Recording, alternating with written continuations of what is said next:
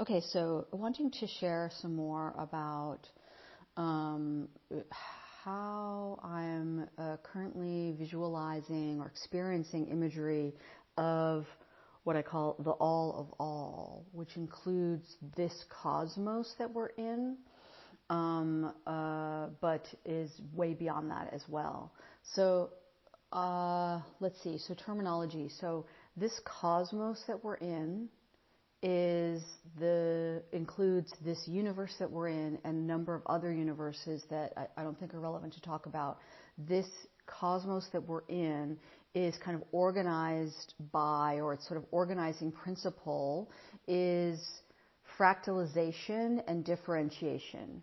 So it's this kind of, the deep sacred current of life force is expressing and experiencing itself in as many unique, differentiated, and yet fractalized, meaning they're still related to each other, kind of micro, macro, expressions of itself. And so, like, you can look at, for example, the way a tree grows, just as an example. And if you look at a picture of a tree, particularly like a deciduous tree in the winter when there's no leaves on it, and you can just see the structure, right? You can see it's like, oh, we've got like one trunk, we're coming up, we're doing the trunk, and then we're splitting out into different branches, then those branches are splitting out into different branches, then those branches are spreading out into different branches, and we're going out into little more and more and more and more tendrils. And this is what is essentially kind of the nature of life force in this cosmos. And so we are each unique individual expressions of that life force. And no other being in any dimensional experience, life, whether you're thinking about lifetimes or star systems or dimensional experiences, can bring what you're bringing into that expression. And in this cosmos, we also are organized. The mental model that I use is this idea of 12 dimensions. And some are using the experience of other numbers of dimensions. It doesn't really matter. If you're working with a model of more than 12, kind of nest them into those 12 for, general sort of like system compatibility between our mental models, and that'll work fine. It doesn't really matter. And the understanding of how these dimensions function, these are perspectives, these are viewpoints, right? Like I've spoken before about the idea of seeing a landscape out of a 12-story building, and from the different floors in the 12-story building, you have a different view of the same landscape. And so that is what the kind of the different dimensional perspectives are. And also another way to think about this is related to sort of the science of energy and matter. And people will often differentiate energy versus matter. I even will occasionally, as a shorthand, do that myself, although it's sloppy on my part when I do that, because matter is simply energy that is moving slowly enough that it has densified into matter. And so energy has, to put crudely, has a speed or a rate of movement attached to it. And the higher that rate of movement, put crudely, the lesser the degree of physicality it will have in terms of matter and the way that we think about it. And also, very crudely, you can sort of match up that higher frequency energy is generally going to be what we are experiencing or expressing as from a higher dimensional perspective versus a lower dimensional perspective. And there is not a value judgment to be made on that. There is much talk and misunderstanding and kind of like inverted craziness in various different spiritual perspectives around the world that suggests that the physical doesn't exist or is bad. And this is actually the root of so many pain points that so many beings are having in their soul journey, because there's nothing bad with any of it. Zero. Get into neutrality, no judgment about any of it. And in fact, here in in the physical realms, in the gravity realms, as I sometimes like to think of them, where gravity is present, because where mass exists, which is where matter exists, this is where we have gravity. Gravity is just sort of a byproduct of mass.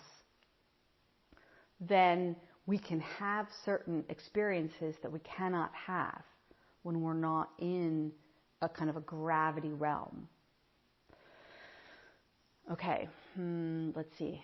How much more on that? Yes, and so I do want to emphasize again, our experience in our human at this time is this evolution into Homo lumens, which is to become the embodied expression of our pan-dimensional, all of our dimensional expressions of our entire cosmic self, here in the physical gravity suit that is your human biology. So this isn't about ascending, this isn't about transcending, this isn't about leaving here and going to the stars, this isn't about going to heaven, and this isn't just about immanence either. It isn't just about, I'm only going to be present in the physical and I'm going to ignore all that other interesting higher dimensional or cosmic stuff. It is a both and. We're bringing it all together.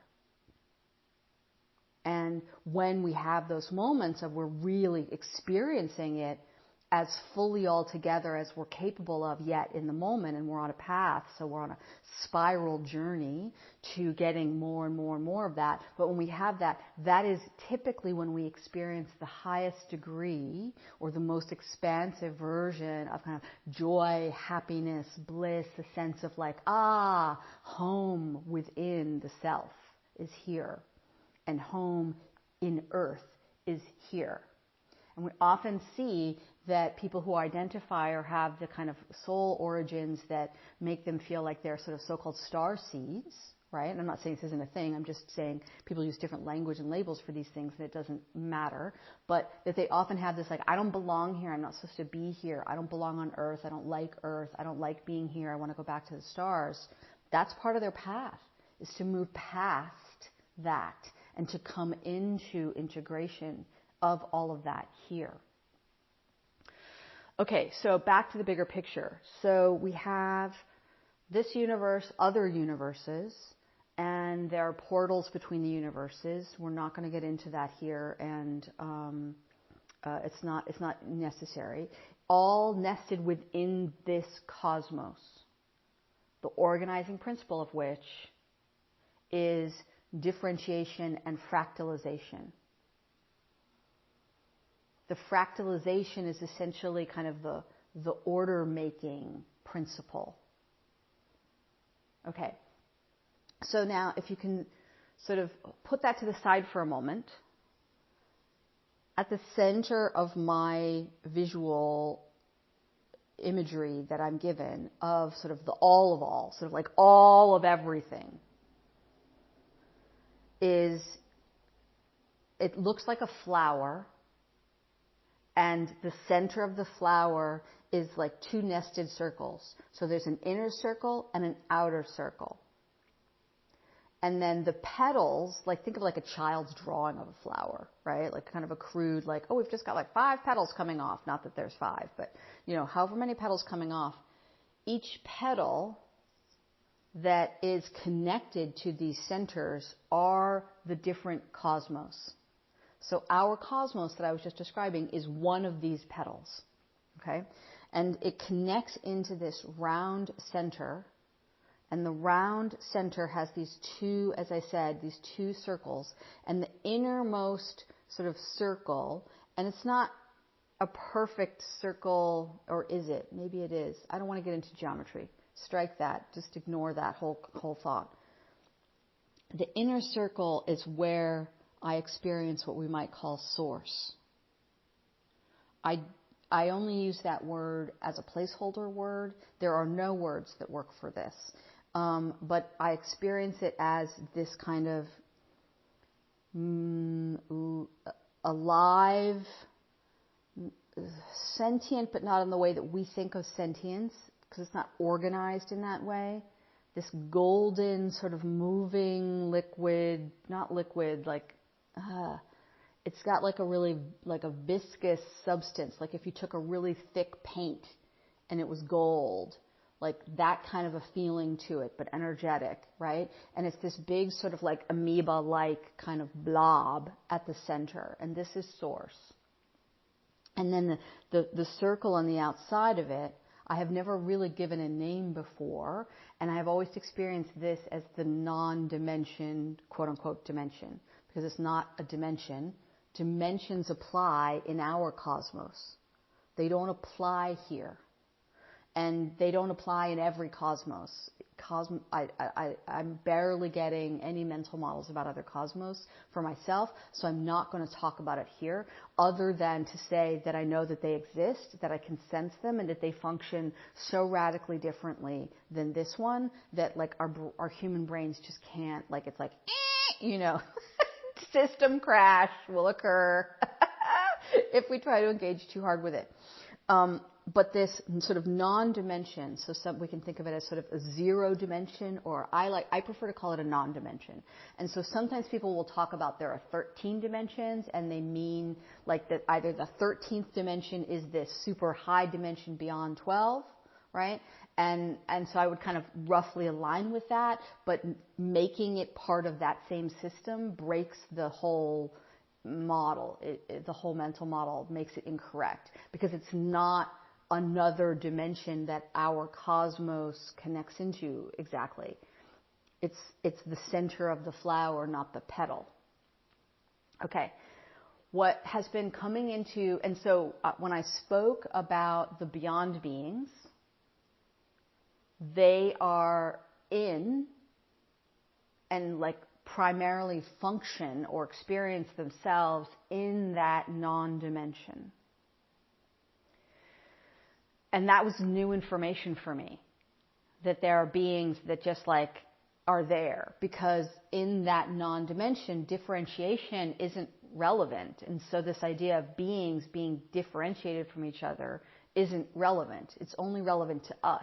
So it's like a filter that they're putting on to allow connection with us. And they're like all one in a sense. And I don't want to go further into that. Okay.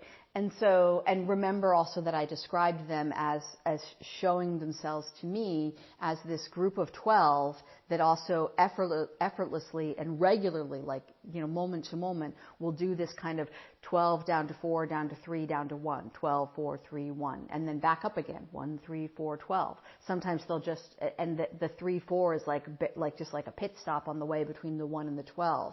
And there is something very important for certain beings in this cosmos about this, the 1 and the 12.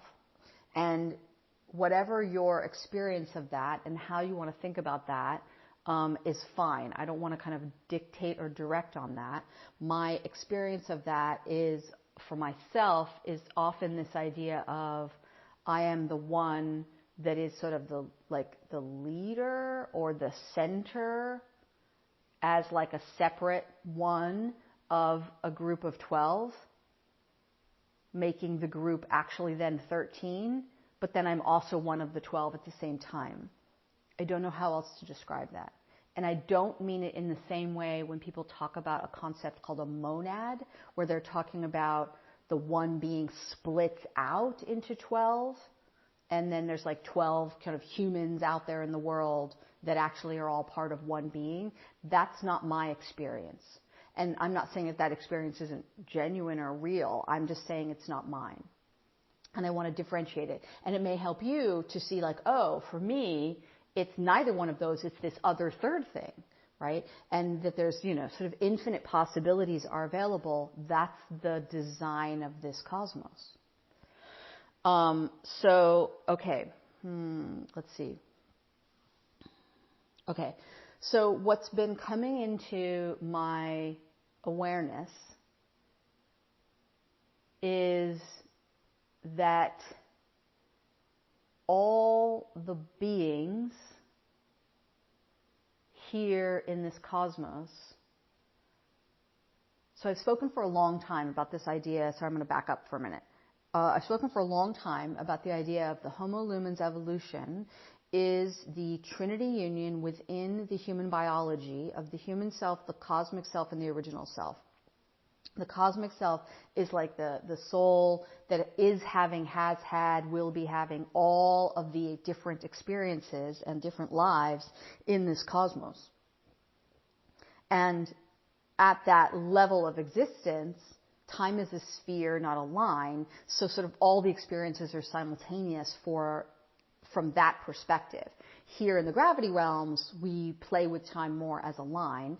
But as we access more and more of our pan-dimensional, more and more of our multidimensional perspectives, we're able to also play with and experience time in a different manner, not purely linear.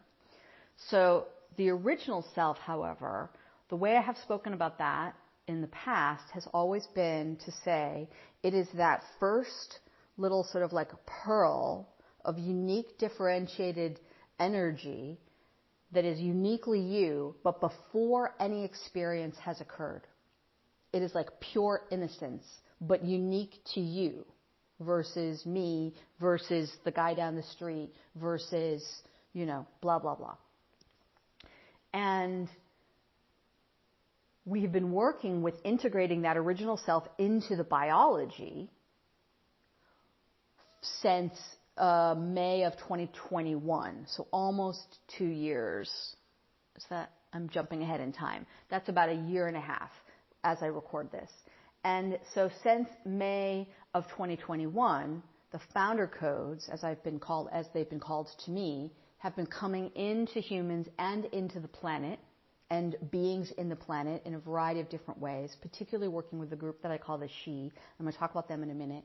And the founder codes have included this opening within the human energy body of an esoteric white hole through which the original self has begun to enter and integrate into the human energy body and physical biology. And without going deep into it, remembering that nervous system is like the bridge between the energy and the physical in the human body. So, and you can reference more on all of these in the founder code materials and in some other transmissions that speak to some of this stuff. So that original self, we've been working with that in various different ways since May of 2021. All right. So now, coming back to my understanding at this time, is that actually the original self comes from this non-dimension, this outer ring that is not only associated with this cosmos. And this is a new expansion in my own mental model. I have never been able to have a knowingness of where does original self come from. I've only been able to have the sensation of, this is original self, this is how it's coming in here, and this is what it is. But this idea, like where's the mental model and just where's the received knowingness about it has never been available to me. And I poked at it a few times, not really felt the need for it, but just been curious. And because I have the sensation of it, I've trusted that that's enough. So now I'm having this awareness of, I think it actually is coming from there. And which is very expanding within me to kind of have that awareness. And so I'm wanting to make sure to share that with you as well, because I think it will be very expanding within you. And for some of you, you're going to be like, yeah, duh, I already knew that. And like, hello, welcome to the hilarity of the journey of like what becomes available to us in our human awake awareness as we go. And so kind of playing around with all of this is very interesting. And the origins of the kind of creation of that original self for each of us is unique and fascinating and fun. So people have asked me a little bit more about the founder beings, and I've spoken about the founder beings in other places. And by founder beings, all I mean is essentially this is just the words that were given to me. It was just that we are called founder beings and that there are 12. and 7 are inhuman and 5 are not at this time. And that by founder, it just simply means that they were the first in this cosmos. It doesn't mean that they are the creators of this cosmos. That's not what I'm saying. I'm not speaking at all to the idea of who or how was this cosmos created, other than what I've shared in the kind of oracular transmission called cosmogony story, which really just describes kind of like a journey energetically. And so the founder beings as the first don't have any like, oh, better than or any of that. There's none of that for any of the beings that are here in this cosmos. And it's part of our journey in this cosmos is to figure out, to come into the capacity to not create hierarchical judgment based on, for example, size or length of time of existence. Again, time not being, linear, but also like how much experience or whatever, right? Our humans do that. And so decoupling, deprogramming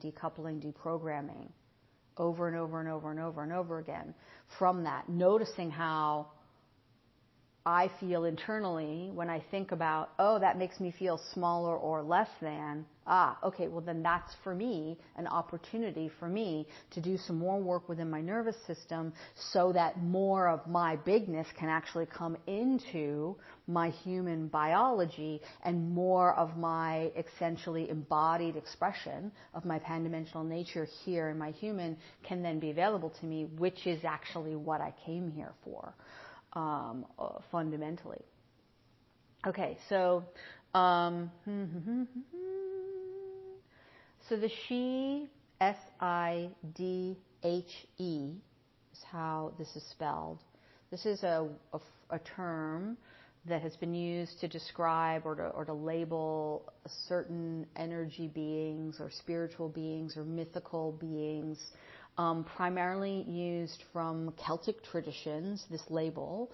I have in my human DNA, I have a lot of Celtic and also kind of Nordic, northern genetics. I have others as well, but it's one of the reasons why certain concepts come into my awareness with certain kind of Celtic or northern ancient, mythical, traditional, and not even known, not even discovered or understood even by humans at this time, kind of magical, just the way it was. So the She, I have long experienced the She as being deeply involved with Earth. So the founder beings organized to help Earth to be birthed through one of them. And then the She came in to help Earth, like have her whole process of becoming Earth, her evolutionary journey. If you can think about Earth as a being, like you think of yourself, with a path and an experience and an evolutionary process, think of the She as sort of like her core kind of guidance council. And they are described and exist in mythologies around the globe in every culture. They just have different labels, and I don't have all of those names, but they exist in all of those cultures, just using different names. And there are also 12 of them. Again, this kind of interesting 12 plus 1, 12 and 1, the 1 in the 12 kinds of fractalizations or repetitions of pattern is interesting. And so they have been with Earth her whole journey.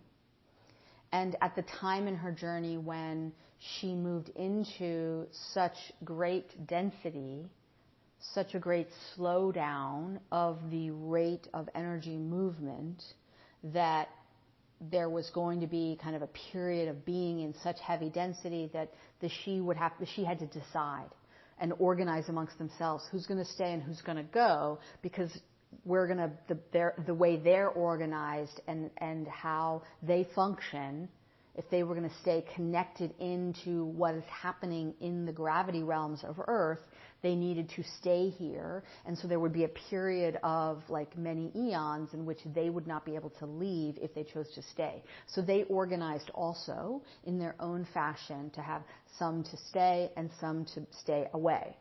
And then we got to the place of January of 2022, where Earth finally closed all of her lower timelines, and part of the celebration of that experience was that at last the kind of the density level or the energy rate of Earth was high enough that the kind of so-called off-planet she and the on-planet she could reunify in full connection and could sort of now move back and forth easily. So that's like big, huge celebration.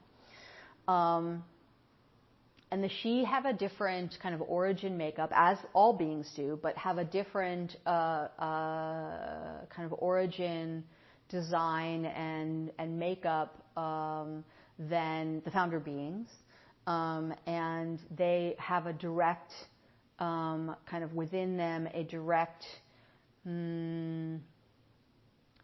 subset. I don't know how like if we think about different energies combined together to create certain beings, some of the energies that come together to create the she include the beyond beings and include what I call infinity as a being, which is a very, like, hold that concept super loosely, because if you hold it too tightly, it doesn't make sense and it doesn't work. But if you hold it really loosely, this idea of infinity as a being and as a mother in this cosmos and also beyond, very interesting. And that is, you know, when I think of the founder beings, it's this kind of cosmic primordial magnetism, which is the underlying kind of mechanic of creating this cosmos.